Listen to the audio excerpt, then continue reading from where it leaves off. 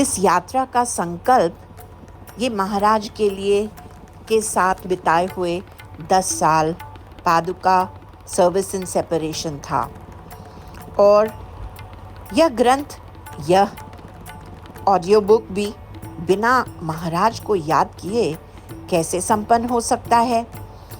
जब हम मंदिर में अभिषेक के बाद मैं उस पांडे जी को मिली जो वहाँ के भक्त हैं और इस्कॉन से भी जुड़े हुए हैं, तो उन्होंने मुझे बताया कि जब हमारे महाराज परम पूज्य भक्ति रसामृत स्वामी देहू आए थे तब उन्होंने ही उनको सब दर्शन कराए थे और लीला बताई थी। मज़ेदार बात ये हुई जिसे देखकर मेरे रोंगटे से खड़े हो गए, वह यह था कि जब हम गाथा मंदिर के पास जब मैं वैभव जी मुझको लेकर के गए तो बहुत देर तक मैं इंद्राणी नदी के तट पर सीढ़ियों के ऊपर चुपचाप से बैठ करके जप कर रही थी।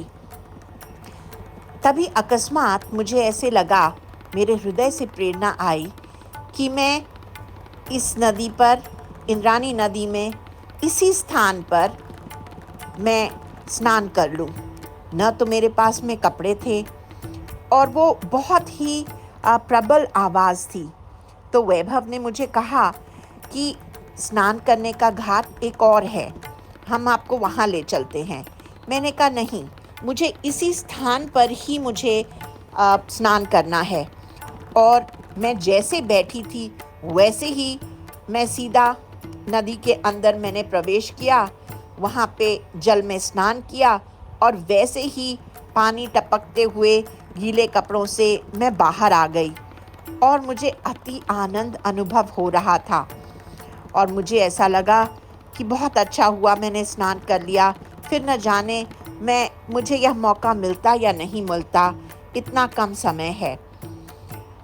जब मुझे पांडे जी ने वो दिखाया, एक फ़ोटो दिखाई, तो मैं ये देखकर आश्चर्यचकित रह गई कि ये उसी घाट पर गाथा मंदिर के पास की सीढ़ियों के नीचे उतरकर बिल्कुल उसी स्थान पर एक फ़ोटो देखा जिसमें हमारे महाराज परम पूज्य भक्ति रसामृत स्वामी ने मार्च में वहीं पर आचमन किया था और वहीं पर जल का प्रक्षालन किया था।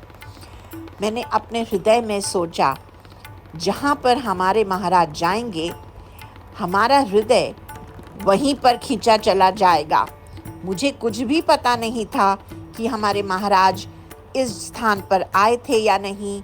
और फिर जब मैंने वो सीढ़ियों को बिल्कुल देखा, वो एग्जैक्ट वही पॉइंट था, वही स्थान था जहाँ पे मैंने बैठ करके नदी में प्रवेश करके मैंने स्नान किया।